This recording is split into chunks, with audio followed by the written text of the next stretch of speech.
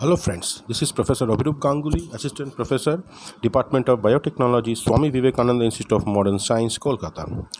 As you know, first of all, welcome to my YouTube channel. And as you know, in my YouTube channel, I keep posting materials regarding or videos regarding biological, various aspects of biological science, educational videos related to biological science. So today I'll be talking about a very important and a key cellular organelle called as chloroplast. The presence of chloroplast is exclusively to plants and algae, but this particular organelle has a widespread use, and it is because of this organelle that the entire living system exists. And why it is so, we will see in our video. So, welcome to my YouTube channel once again, and let us see what is there in chloroplast. Well, if we talk about chloroplast, as we already know that this particular organelle is found in only algae and plant cells, okay, and it is this particular organelle which is responsible for the production of energy through the process of photosynthesis, the metabolic process which is responsible for production of food, and that is the only source of food. Believe me, that is the only source, and because photosynthesis is there, we all living on this entire world get food to eat. That's why I said it is because of this organelle the life exists. If you see the origin of this word chloroplast, it comes from Greek words chloros, which means green, and then we have plastes, which means formed. Now, the high concentration of chlorophyll, this particular organelle has very high concentration of chlorophyll. Okay, and what is chlorophyll? It is the molecule which is responsible for capturing the light energy from sun. Okay, and it is because of the presence of this particular molecule, or this pigment to better say, the chlorophyll pigment, that the plants and the algae often get their characteristic green color. Like mitochondria, this chloroplast is also thought to have evolved from once free-living bacteria. In my previous video, I have spoken about mitochondria, and I have explained to you about the endosymbiotic theory, how from a prokaryotic organism this mitochondria cellular organelle was formed through the process of endosymbiosis. And chloroplast also has the same sort of origin. We can also apply the theory of endosymbiosis for chloroplast also. Now, let us see the function of chloroplast. Okay, now, so chloroplasts are the part of plant and algal cells that carry out photosynthesis. And what is process photosynthesis? That is the process by which light energy to energy stored in the form of sugar, the conversion happens. Okay, from light energy to the energy stored in the form of sugar takes place. Okay, and along with it requires some other organic molecules also. So sugar and light energy together. So light energy the chlorophyll converts the light energy into a storable form of energy, which gets incorporated in a sugar molecule along with the help of some other organic molecules, and it remains and it gets stored in the plant, which can be utilized by the plant itself as well as the other organisms, okay, for their use as food and energy. Okay, so plants and alga both are responsible for this. Both have this both as the process of photosynthesis. They can undergo it with the help of by trapping the energy from sunlight, and it is through the pigment or the chlorophyll. Okay, now if you see if you study the photosynthesis process, okay, we'll not get into much details about it, but a basic idea is required. We can actually divide this photosynthesis into two stages. The first stage is called the light dependent or the light dependent reactions. Light dependent stage, or where the light dependent reactions takes place. That means here the sunlight is very much important. Light dependent means sunlight is required. Now, in this reaction, what happens actually? Sunlight gets captured through chlorophyll and other pigments like carotenoids to form adenosine triphosphate. That is the energy currency of the cell, the ATP, the energy currency of the cell. So this is formed here, okay, and along with it, nicotinamide adenine dinucleotide phosphate, or NADPH, is also formed, which functions as an electron carrier. So basically, two important molecules are getting generated from light by chlorophyll. That is, one is ATP and another is the NADPH, where the ATP is the energy currency and the NADPH is the electron carrier. Now, that is the first stage. That is what is happening in the first stage of photosynthesis, or the light dependent stage. Next, we have another stage, or the second stage, okay, which is light independent. That means direct sunlight is not required for this stage. And this, okay, and the reactions which happen in this particular stage, they are called as the light dependent reaction, or we also call them as the Calvin cycle. Now, what happens in Calvin cycle? In Calvin cycle, the electrons carried by the NADPH convert inorganic carbon dioxide and to an organic molecule. Okay, and that organic molecule is obviously the carbohydrate. So carbon dioxide, that the inorganic carbon dioxide is getting converted to an organic molecule, that is the carbohydrate. Okay, and obviously here what is happening is the carbon dioxide is getting fixed into a compound, into an organic compound. So we call this process as a carbon dioxide fixation process. So carbon dioxide fixation, because we are fixing carbon dioxide, basically the carbon of the carbon dioxide is getting fixed. See, carbohydrates and other organic molecules can be stored and used at a later time for energy. So what is happening. The organic component, that means that it can be carbohydrate or any other organic molecule which is getting formed as a result of these photosynthesis reaction, can be stored by the plants, and it can be used later also by the plants as well as other organism who consumes plants, and they will get their source of energy. Now, chloroplasts are essential for the growth and survival of plants and photosynthetic algae. So, very essential for them, because it is the only source where the algae and the plants get their food. So, like now if you talk about this this chloroplast, we can just compare it with the solar panels. So how solar panels functions, the chloroplast also at functioning almost in the same way. That's why they say, so what chloroplasts do is they take light energy and they convert it to a usable form that powers activity. So in case of chloroplast, it is trapping the light energy and converting to food, and in case of the solar panel, they are trapping light, they are absorbing light and then converting into another illuminating another electrical energy or into some other forms of energy. So whatever is required, so a usable form. However, there are few plants which no longer have chloroplasts. Very few, but it is there. In fact, it is only one. We will discuss about it. Only one plant which does not have chloroplast. That is the only plant which does not have a functioning chloroplast. It has lost its chloroplast. Okay. Now, the best example of that is a parasitic plant which belongs to the genus Rafflesia. Okay, now this particular plant obtains its nutrients from other plants. So it's a parasitic one. So it lives on other plants, harming them and extract energy from them. Okay. The nutrients and everything they are extracting from the host on which these parasitic plants are surviving, and it has a special love for a particular plant which is called as tetrastigma vines. The Rafflesia loves residing in a parasitic form on the tetrastigma vines. Now, since Rafflesia, what is actually happening? What is the phenomena? Now, since this Rafflesia gets all its energy from parasitizing another plant, it no longer needs this chloroplast, and therefore it has lost the genes which code for the development of chloroplast. And this does not took place. This did not happen in a moment, but it took long period of time of evolutionary process to happen. That it's a way.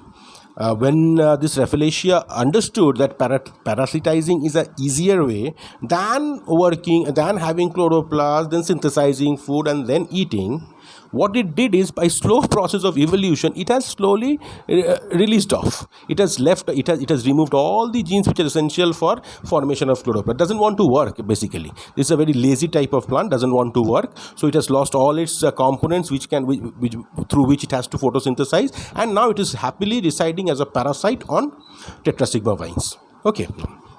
Now, and the best part is that Rafflesia is the only genus of land plant known to be lacking chloroplast. So there is no other land plant which has this kind of capacity, that is which lives solely on parasitizing on others. There are some plants which have a partial mode of nutrition. That means some part they synthesize and some part they absorb by a heterogeneous method. Okay. But the insecticidal plants, we know, okay, they also do this. Okay. But completely a parasitic plant, that is only Rafflesia. There is no other genus of plant known till date. Now, so we have seen what chloroplast is basically doing. Now let us have a brief idea about how this chloroplast looks. That is the structure of chloroplast. Now, like mitochondria, these are also oval shaped and have two membranes. That is, an outer membrane is present, which forms the external surface. Obviously, all outer membranes forms the external surface only of the chloroplast, and there is an inner membrane that lies beneath it. So, outer membrane, and beneath that we have a inner membrane, and between the outer and the inner membrane, there is a thin intermembrane space which is about 10 to 20 nanometers wide. So, a 10 to 20 nanometers wide space is there between the outer membrane and the inner membrane. Now, the space within the inner membrane is called the stroma. So, the space that is present within the inner membrane, that is called as the stroma. Within the inner membrane, that is the stroma. Okay, so you have the external outer membrane, then you have the intermembrane space, and then you have the inner membrane, and inside inner membrane, whatever is present is called as stroma. While if you remember the mitochondria, that the mitochondria have many folds. The inner membrane of mitochondria have many folds, which are called as cristae.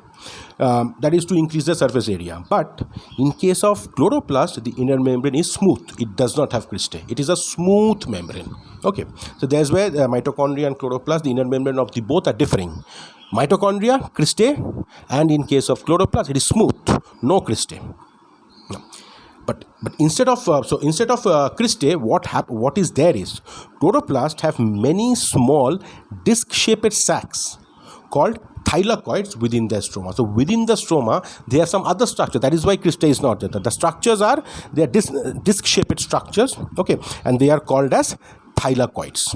Disc-shaped or sac-shaped, whatever you say. Okay, disc-shaped or sac-like structures. Okay. Which are called as thylakoids, and they are present in the stroma. In vascular plants and green algae, okay, those plants which have the vascular system and also the green algae, the thylakoids are stacked on top of one another, and a stack of thylakoids is called granum. So we have the stroma, we have the grana here. The plural is grana. So what is this grana? One thylakoid above the other, one thylakoid above the other. Like that, it forms a stack. Okay, and that stack is that stack of thylakoids is called granum, or plural is grana.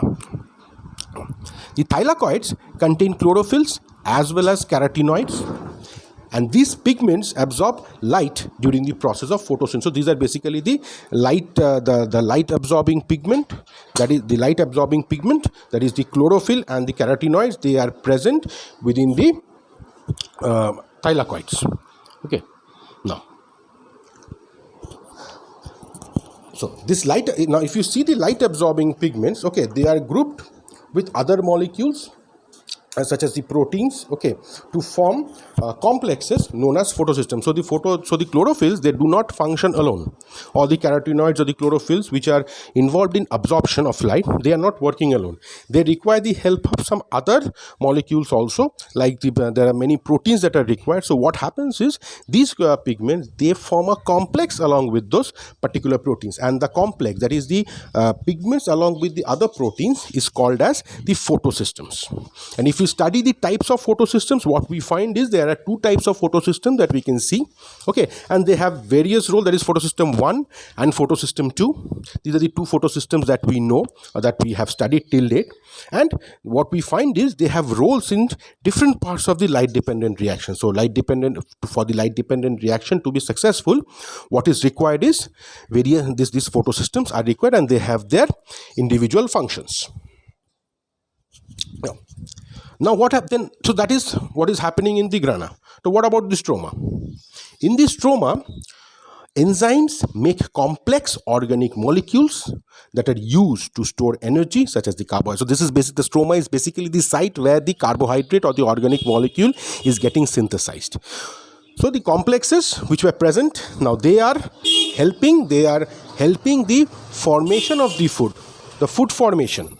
Okay, that is taking place inside the stroma. Example is carbohydrate. We all know starch and carbohydrates, which are the key essential stored form of food. They are formed in the they get formed, or they are formed in the what do you call this, a particular organelle. They are formed in the stroma. Now, the stroma also contains its own DNA and ribosomes that are similar to those found in photosynthetic bacteria. So again, the similarity. Again, we are coming back to the similarity and why endosymbiosis. And for these reasons only, the chloroplasts are thought to have evolved in eukaryotic cells from free-living bacteria just as mitochondria did. If you see this, you can just look at this and get a clear idea of how the chloroplast looks. Okay, you have this particular structure. This in details explains to you the structure of chloroplast. Okay, you can have the thylakoid. You can see the thylakoids are there. You can see the laminae. You can see the granum, the ribosomes, the chloroplast DNA. Okay, then you have the stroma, the membranes, the inner membrane, the outer membrane, the intermembrane space, and then also what you can see is the droplets, the starch granules or the oil droplet. That is the stored form of the energy which is getting stored in the chloroplast. Okay. Now, so we'll go. So this is in nutshell the structure, how a chloroplast looks very clearly. Now let us get into the last part. As we all know, the evolution, the endosymbiosis concept, how this happened. Now, the chloroplast are thought to have become a part of certain eukaryotic cells in much the same way as mitochondria were incorporated into all eukaryotic cells. That is, initially they existed as free-living cyanobacteria that had a symbiotic relationship with a cell, making energy for the cell, and in return for a safe place to live. So this is what was the symbiotic relationship. The eukaryotic cell was providing the safe place to live, while the free-living cyanobacteria was involved in preparing the energy, okay, or making the energy for the cell. Now, and as it happens, eventually during the course of evolution, what happened is it formed into, and it could no longer exist separately because it was becoming so lazy. It was getting such a nice shelter inside the eukaryotic cell, so it did not wanted to live freely anymore.